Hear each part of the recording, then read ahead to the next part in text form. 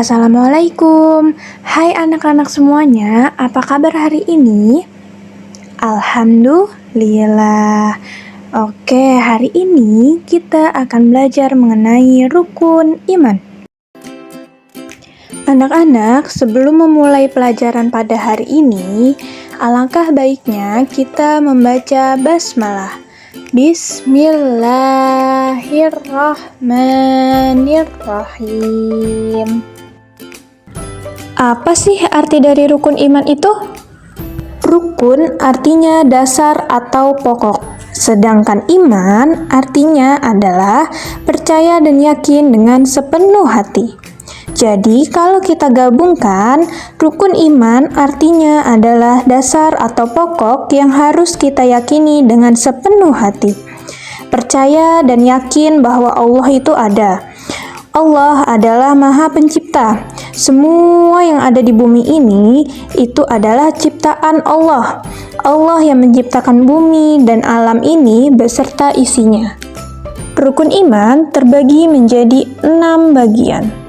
Yang pertama, ada iman kepada Allah. Yang kedua, iman kepada malaikat Allah. Yang ketiga, iman kepada kitab Allah. Yang keempat, iman kepada Rasul Allah. Yang kelima, iman kepada hari akhir. Dan yang terakhir adalah iman kepada takdir Allah. Kita bahas satu persatu ya anak-anak. Yang pertama ada iman kepada Allah. Coba kita perhatikan ke sekeliling kita. Lihat di langit pada siang hari terdapat matahari, sedangkan pada malam hari terdapat bulan dan bintang. Lihat lagi di sekitar kita terdapat manusia, hewan, dan tumbuhan. Malam dan siang hari terus berganti, karena ada Allah yang telah mengaturnya. Allah itu Maha Kuasa. Semua yang ada di sekeliling kita seperti matahari, bulan, bintang, manusia, hewan, tumbuhan, dan masih banyak lagi, semua itu ada karena Allah Subhanahu wa Ta'ala yang telah menciptakan alam semesta dan semua isinya. Kita harus beriman kepada Allah, artinya kita itu harus yakin bahwa Allah itu ada. Allah Maha Pencipta, Allah Maha Mengetahui, Allah Maha Esa. Artinya tidak ada Tuhan selain Allah. Jadi anak-anak, kita harus percaya bahwa Allah itu ada. Dan Allah Maha Mengetahui semua yang kita lakukan di dunia ini. Maka dari itu, kita harus melaksanakan perintah Allah. Seperti apa? Seperti melaksanakan sholat 5 waktu, seperti membantu teman yang kesusahan, seperti menolong ibu, seperti hormat kepada guru, hormat kepada orang tua, tidak melawan orang tua, tidak melawan guru, dan hal-hal baik lainnya yang harus kita laksanakan. Dan menjauhkan larangannya seperti berbohong kepada orang tua, kepada teman, serta kepada siapapun. Mengambil barang yang bukan milik kita, melawan orang tua, dan masih banyak hal buruk lainnya yang harus kita hindari. Yang kedua, ada iman kepada malaikat. Nah, artinya kita harus percaya bahwa malaikat itu ada, dan malaikat itu diciptakan oleh Allah dari nur atau cahaya. Dan perlu anak-anak ketahui bahwa malaikat itu adalah makhluk Allah yang paling taat dan paling patuh. Nah, anak-anak, siapa yang tahu ada berapa malaikat yang wajib kita ketahui? Iya, betul, ada 10 malaikat yang wajib kita ketahui. Pastinya anak-anak sudah mengetahui dong nama-nama 10 malaikat yang wajib diketahui. Dari yang pertama ada malaikat Jibril menyampaikan wahyu, dan sampai yang terakhir ada malaikat Ridwan yang tugasnya menjaga pintu surga. Yang ketiga ada iman kepada kitab Allah. Artinya kita harus mempercayai bahwa kitab Allah itu diturunkan melalui Rasulullah SAW untuk umatnya. Bagaimana sih caranya kita beriman kepada kitab kita? Sebelumnya, kitab kita itu apa sih?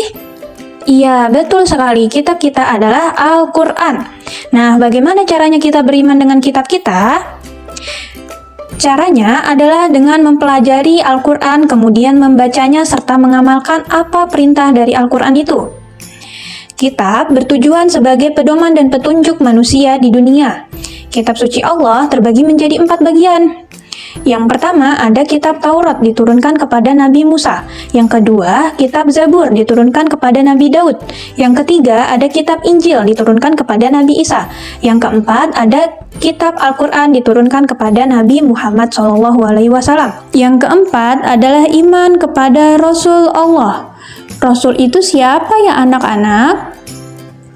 Rasul itu adalah utusan Allah untuk memperbaiki akhlak manusia. Kalau iman yang kedua tadi, iman kepada malaikat. Malaikat yang wajib kita ketahui ada 10. Rasul yang wajib kita ketahui ada berapa ya anak-anak? Ada yang tahu nggak nih?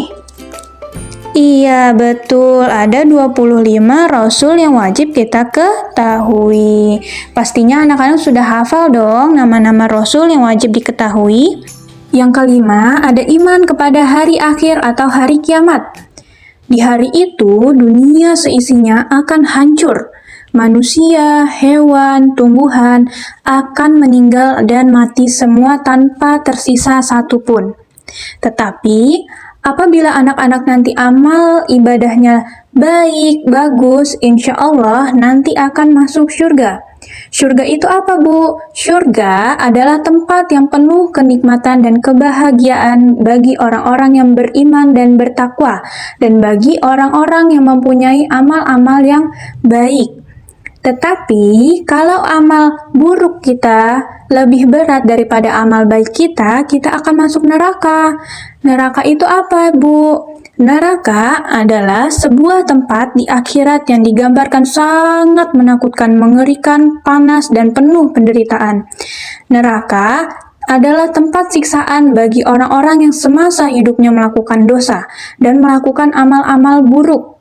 Jadi, maka dari itu anak-anak, kita selama hidup di dunia ini, kita harus memperbanyak amal-amal baik kita. Jangan sampai amal buruk kita lebih berat dan lebih banyak daripada amal baik kita. Dan yang terakhir adalah rukun iman yang keenam, iman kepada takdir Allah.